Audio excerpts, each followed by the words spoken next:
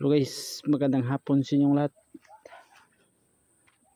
Ang init ngayon ng panahon dito sa amin. Ang ganda ng panahon. Guys, maglalagay ako ng balag ng aking ampalaya dito. Dito guys. Papunta doon. Kasi gumagapang na yun. Gumagapang na yan para banda dito. Yan, maraming mga maliit na bunga. Nakapaglako pala ako kanina guys ng isang bakag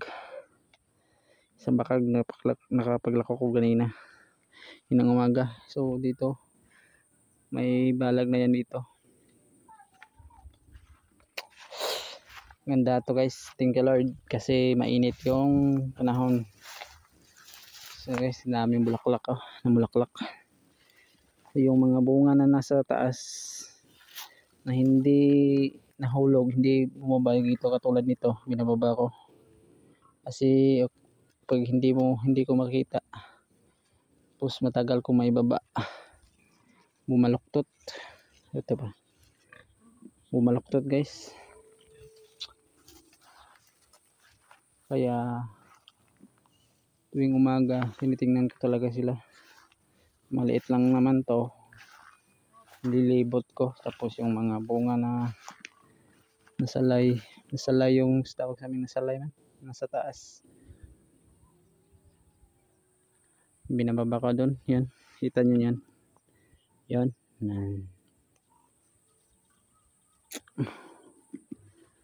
Gumagapang na, ganda ng talbos. So namulaklak na din, thank you Lord, nakarecover. Pag gumagapang na ito, ganitong gapang nila, maganda to kasi yung mga talbos na yun ang gumagapang may mga bungang dala. Nakikita ko tag tatlo. Pruning ako dito sa baba, naglilinisan ko na yung mga sanga dati na namunga, natanggal ko na yan. So yung abono kong nakaraan tutunaw na rin. Okay, lagyan ko muna to ng dito pa lang nilalagyan ko ng gapangan kasi hindi pa to wala pa tong gapangan dito banda. Yung mga nanilaw na dahon dito sa taas natatanggalin ko ito kasi dito maninirahan yung mga grabe talaga ang ampalaya guys. Masilan sa sobrang masilan sa yan, yung mga naninilaw dito. Sobrang masilan talaga sa mga insekto yung ampalaya kapag ang ampalaya yung tanim.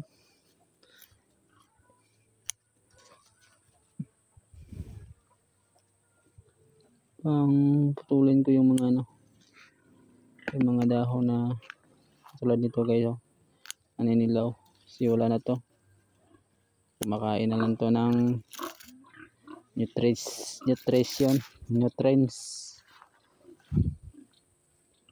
Ito yan, ito webs dali sa lalim.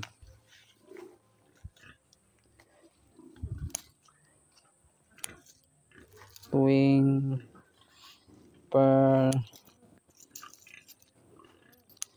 month o per week lang naman ako dito harvest kasi hindi naman talaga masyadlo. Paano to? Uod, tanggalin lang. Okay pa yan. Higit lang naman to 100 na puno.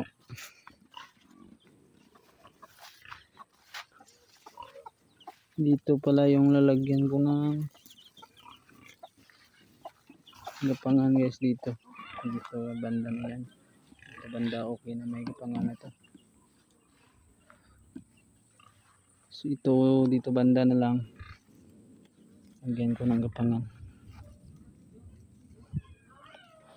Tinataas ko yung magapang dito sa ilalim. Ito ng mga talbos. Ito spray na ako nung nakarang araw. wala namang ano, mga insekto, masyadong insekto dito. Uod, wala namang uod. Kaya sunod na naman tayong linggo mag-spray. Libo tayo dito guys kasi walang ulan ngayon. mag 4 days ba walang ulan? 4 days. Libo tayo, kita nyo may mga daming mga maliliit na bunga. Yan, kapag makahigop to ng abono, siyempre harvest naman to sa Lunes o Martes. Medyo marami-rami na siguro yung ma-harvest natin sa susunod na linggo, kasi nakita natin marami yung mga maliliit na toy tawag sa amin, yung mga maliliit na bunga, mga bagong bunga. Mabilis lang namang lumaki pag maganda yung higop nila sa abono. Pag maganda yung higop, kapag may time ako, kasi kanina nakatulog ako kasi maaga akong gumising, naglako kasi ako, dapat maaga maglako pa. Pag may time ako, lahat dito na dahon ditong nanilaw na yung sa baba, tatanggalin ko para malinis tingnan. Tulad nito guys, natanggal ko yung naninilaw kasi wala na to guys, kumakain na lang yan ng ano. Ito yung mga sanga dati na mumunga na hindi na gumagapang, palagay ko na hindi na tayo katulad nito guys. Yung dulo patay na, kaya tinatanggal ko na lang para mapalitan ng bago sanga. Yan, so makikita natin maraming mga maliliit hanggang doon pa sa dulo. Yan yung mga sako na yan, yung mga puno yan. Sige, yung mga sako yan ang dyan ko tinanim. Sige, na naisip ko kasi talamnan to pala yan. Kapag tinanim ko lang direct sa lupa, pag hindi ko sinako, sigurado talaga malalanta, mamatay kasi tubig dito. Pag umulan, grabing tubig to. Ngayon lang walang tubig kasi mainit. Pwede lang pala, hindi naman sayang yung palayan.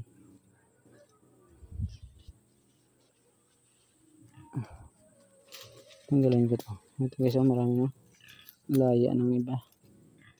Ang tawag sa nalaya man.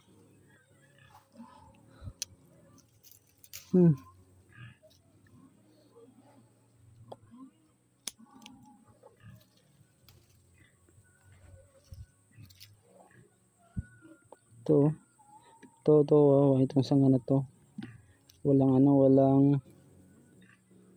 magandang gapang, kaya putulin natin to doon sa baba gid, ay puno. Kasi ito makain na to ng nutrients. Ito wala naman kita ninyo ang dulo. Yan ang dulo, wala namang walang udlot, kaya putulin. Sayang lang ng panahon sa maliliit dito, katulad nitong maliit na. Si lalaki pa to, kakain to ng, hindi naman to magdala ng bunga. Ito yung mga talbos na doon sa taas ang magdala ng bunga. Ito guys, may mga liliit na bunga yan. Sana hindi madapuan ng insekto para abot ng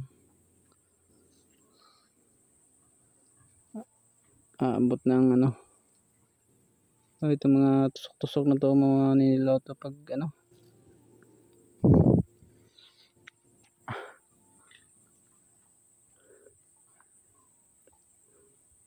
yan, mga mararaming yan ay sa tuloy ko muna, lagay muna ako ng balag dito doon sa taas kasi yung nagamit ko ito guys. Ito yung ginagamit ko, order ko lang to sa online, Astrobag na twine 1 by 1 ba ang size nito. higit 600. Ito, napakatibay nito guys. Kasi dati yung ginagamit ko na straw, nagabok man. Kaya ito na lang. So maglagay muna ako. Hindi na masyadong mainit. Nakapag ano naman ako. Pag salik ko.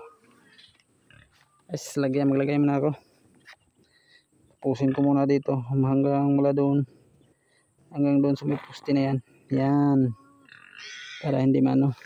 Para may gapangan. Kasi magapang na ito. May mga bunga kayo. Tignan nyo.